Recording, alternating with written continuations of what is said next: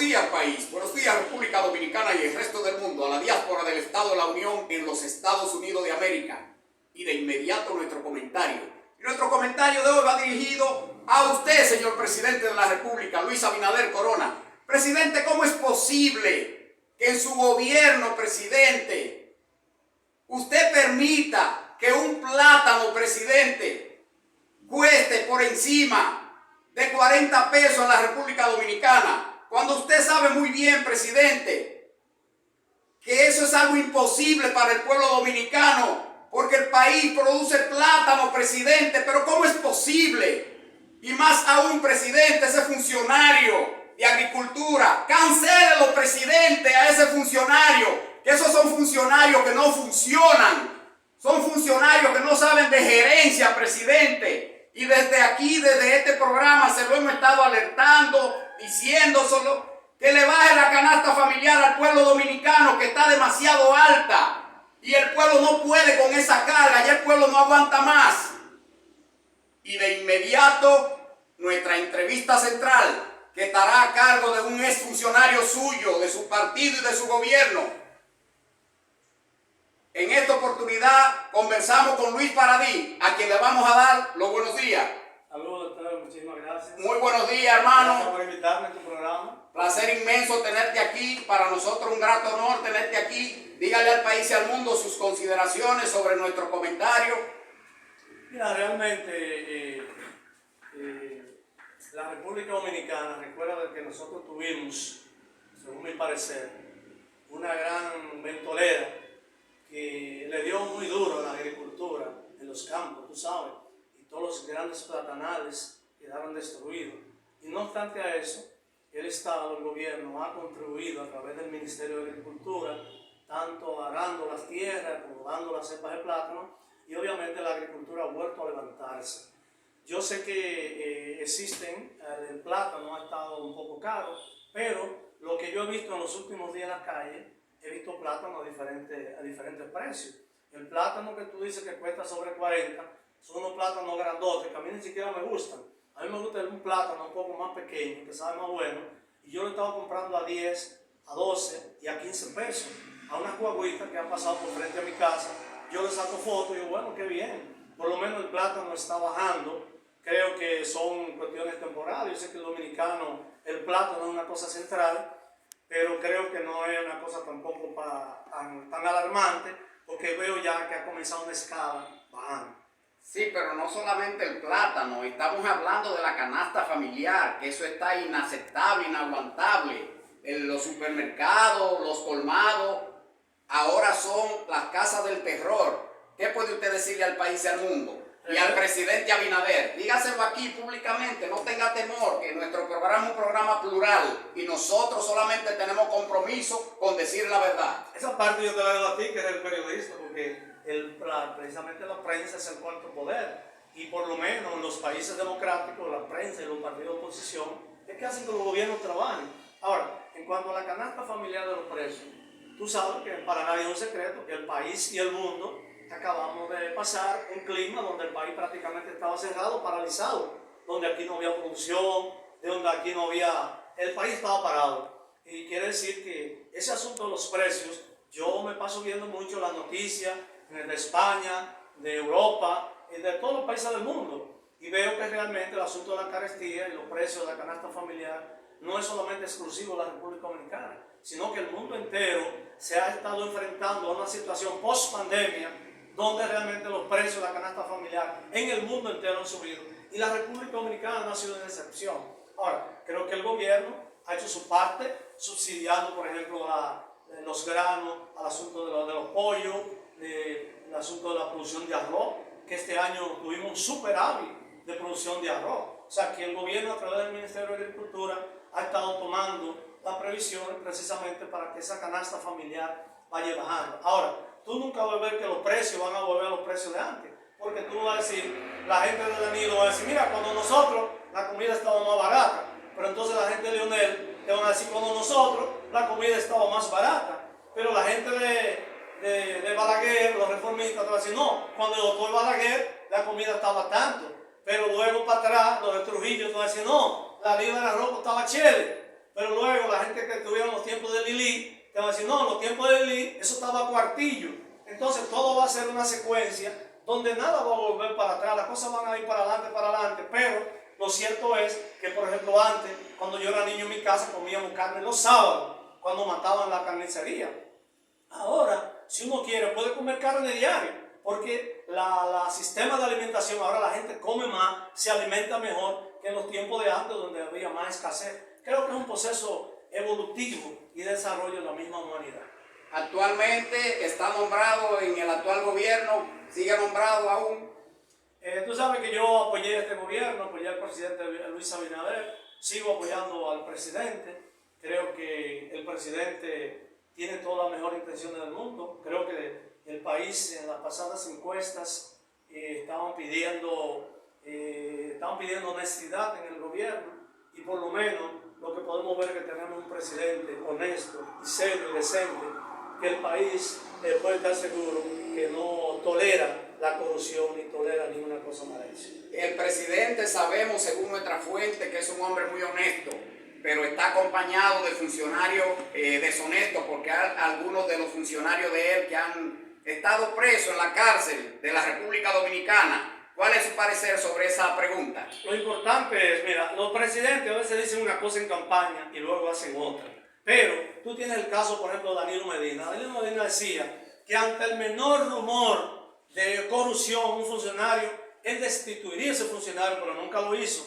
El presidente Juan Bosch dijo que él podría ser derrocado, pero todo el país tendría que reconocer que él fue un hombre honesto, y lo demostró en los hechos, porque la misma Milagros Ortiz Bosch dice que nunca el presidente Bosch la quiso emplear a ella en el gobierno, ni empleó nunca un familiar. Entonces el presidente Luis Abinader ha dicho, y le ha dicho a sus funcionarios, que el que incurra en actos de corrupción o es un loco o es un ladrón empedernido, porque ya él ha dicho que él no va a tolerar la corrupción, y él lo ha demostrado en los hechos. ¿Quién se había visto antes destituir o hacer que renuncie el ministro de la presidencia y está fuera? El ministro de Educación, su jefe de campaña, el presidente lo destituyó. El jefe de la lotería, que cuando hizo el asunto del fraude, destituido inmediatamente. Ahora, el presidente destituye un funcionario, pero quien procede legalmente no es el presidente. Eso es la dictadura, que el presidente manda a fusilarlo y fusílelo. No, el presidente destituye a ese funcionario, entonces le toca al Ministerio Público, a la Procuraduría General de la República, investigar, y si encuentra que hay un caso claro, someterlo a la justicia. Sí, pero ahora vemos que hay un disgusto, según nuestra fuente, en la Procuraduría General de la República, porque los casos más sonoros de corrupción pública en el país prácticamente se han caído. ¿Cuál es su opinión con relación a ese tema? ¿Cuál, por ejemplo, se ha caído? El caso Pulpo, es que eso no se ha caído. Eso, no, tú eres abogado y pero están los infractores de la ley, los violadores de la ley, están en su casa, es decir, están en su casa y tienen todos los millones del mundo. Pero ese es el proceso legal del sistema de legal que nosotros en nuestro país, el due process, como le llaman en inglés, el debido proceso de ley. O de que tenemos que arreglar la ley, que tenemos que enmendar la Constitución, que tenemos que crear nuevas leyes, pero ese es el proceso que tenemos. Esa gente no han salido. Esa gente, había medida de coerción, 18 meses, la ley dice que si no se ha terminado el juicio, esa gente tiene que darle otra medida, estar en sus casas. Ahora, ¿qué es lo que está pasando en la justicia dominicana? Tú que eres abogado y nosotros que sabemos un poco de ley. Que aquí el pobre comete un delito, o sea, me refiero al pobre que no tiene dinero para pagar abogado. Comete un delito, se lleva al juez, no tiene ni siquiera para pagar abogado, y inmediatamente el juez, le cantan 15 años, 20 años. El que tiene dinero, busca una batería fuerte de abogados renombrados como tú, que sepan defender a la persona, y el juez, no, espérese, dame este plazo, dame esto, por aquí no, está prueba. Entonces esos juicios se alargan, y le pasa como el caso de dos que estaban bolseando. Dice que estaba bolseando el diablo con un santo, con otra persona. Entonces, ¿qué pasa? Que el juez, el referee, en este caso sería un juez, estaba de parte del santo, en este caso de San Pedro. Entonces, el diablo dice que le dio una trompada a San Pedro. Entonces, el juez, como era de San Pedro, comenzó 1, 2, hasta que ya por las 9 San Pedro se levantó y ya sigue la pelea. Pero entonces San Pedro se repuso, ¡pum! Le dio una trompa de diablo y lo tumbó. Y dicen los payas, 3 por 3, 9 y una son 10, perdí el diablo.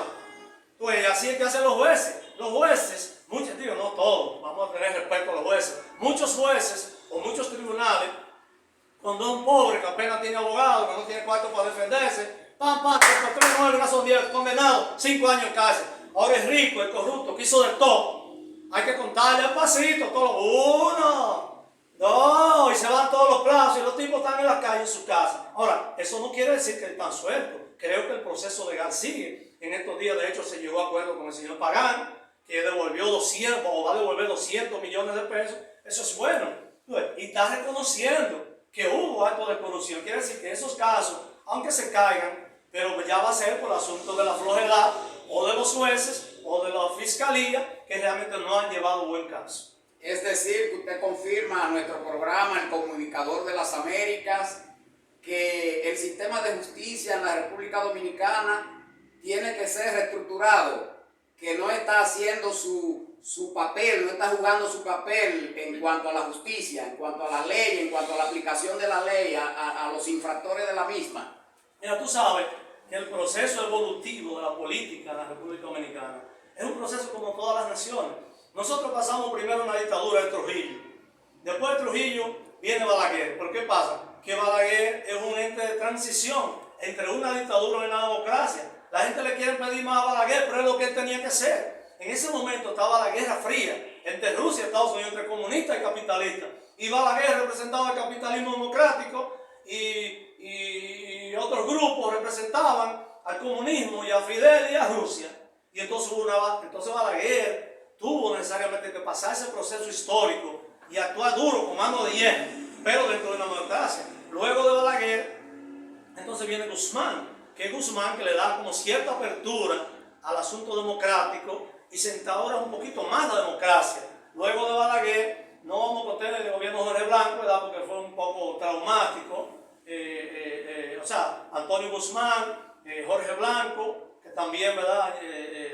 Apoya bastante la democracia. Luego viene Balaguer renovado con los próximos 8 años, creo que sí, 8 años o 6, que pasó los últimos 8 años de Balaguer. Entonces viene un Balaguer un poco diferente, porque ya se había ido como esa controversia que había entre el comunismo y el capitalismo, y Balaguer es más moderado y más suave. Entonces Balaguer se reivindica un poco, pero todavía las instituciones están en pañales. Luego ya viene Leonel Fernández, y Leonel Fernández le da un poco más apertura a la democracia, capitaliza más al país y da un poco más apertura, y el país tiene un crecimiento económico y se desarrolla. Luego de Leonel pues viene Danilo, que era el bochista, la gente que nosotros pensábamos que iba a salvar el país. Sin embargo, Danilo cayó en el error del laissez-faire, dice en inglés, dejar hacer. Y aunque él, vamos a decir, porque no sé, todavía no he visto que se haya presentado ningún caso, pero fue muy permisivo y dejó entonces que el país tuviera todas las instituciones, se politizara, la Suprema Corte es politizada, la Fiscalía con Jean Alain politizada, la Junta Central Electoral, un comité de base del PLD, todas las instituciones de este país estaban politizadas, de tal manera que el país se vio al borde prácticamente de nosotros caer en un totalitarismo. Gracias a Dios que el pueblo se zapateó y logran entonces, y hay un cambio de gobierno. Entonces yo lo que veo es que entonces el presidente Luis Abinader realmente está empeñado en darle fuerza a las instituciones.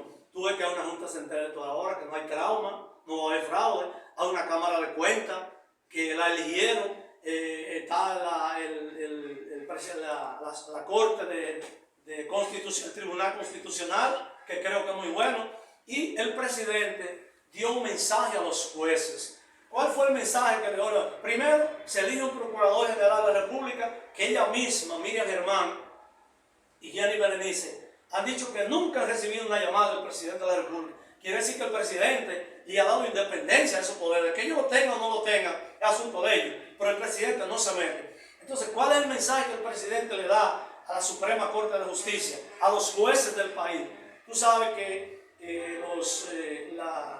el Congreso habla a través de leyes, los jueces hablan a través de jurisprudencia y el Poder Ejecutivo habla a través de decretos, ordenanzas y acciones. ¿Cuál fue el mensaje que el presidente de la República le dio a todos los jueces del país cuando se le cumplió el término a un juez de la Suprema Corte de Justicia? Todo el mundo decía, bueno, ahora el PRM tiene la oportunidad de poner un juez del PRM, porque ese juez que se le cumplió el término había sido designado por Danilo Medina. Y todo el mundo dijo, bueno, se fuñó el juez, lo van a quitar. ¿Qué hizo el Consejo Nacional de la Magistratura, presidida por el señor presidente de la República, Luis Abinader, que evaluó las actuaciones del juez? Y en base a sus ejecutorias, el Consejo Nacional de la Magistratura dijo, confirmado. ¿Qué mensaje se le dio a todos los jueces del país?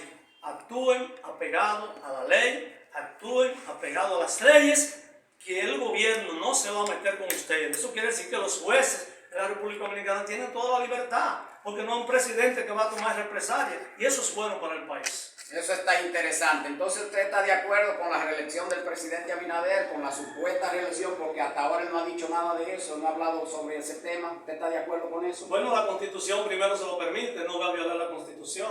Hasta ahora tú no has visto el presidente ni que ha dicho voy ni no voy, pero es un secreto a voces. Todo el mundo entiende que si el presidente, igual que en los Estados Unidos, pueden ser 2 periodos, el presidente va a optar por otro periodo. Y yo lo que veo es que en base, no es que el país esté floreciendo, que estamos en la mejor bonanza del mundo, no. Es un país que hemos salido de una pandemia, estamos saliendo de un conflicto de Ucrania, que es una guerra casi mundial, que nos afecta a todos, y el presidente ha podido llevar todas esas cosas, y yo entiendo que el pueblo dominicano le va a dar una oportunidad para que el presidente esté 4 años más. Qué bien, pues Luis Paradis, para nosotros ha sido un grato honor, nuevamente le decimos, tenerle aquí en nuestro programa, y nosotros quisiéramos que usted ya finalmente le dé un mensaje de aliento a la familia dominicana y a la sociedad dominicana, especialmente a la juventud. Que tenemos que ser optimistas. Hay una cosa que se llama la conciencia colectiva de la humanidad, que es pesimista. Todo va a estar malo, esto está malo, las navidades son malas. Es una conciencia de fatalismo que tiene la humanidad, que todo está malo y que cada año está peor. Yo nunca he visto una navidad que la gente, wow, esta navidad está buena, siempre está peor. Pero que tenemos que tener una conciencia personal e individual de optimista, de que el país va a estar bien, que vamos a estar bien, que los dominicanos, que la República Dominicana va a superar sus crisis y no sumarnos al pensamiento colectivo de la humanidad de que esto se fastidió y que esto va a joder. No, hay esperanza en la República Dominicana. Amables televidentes, nos despedimos de ustedes. Soy el licenciado Gilberto Esteves, abogado y comunicador de la República Dominicana, el comunicador de las Américas. Hasta nuestra próxima entrega, pueblo dominicano.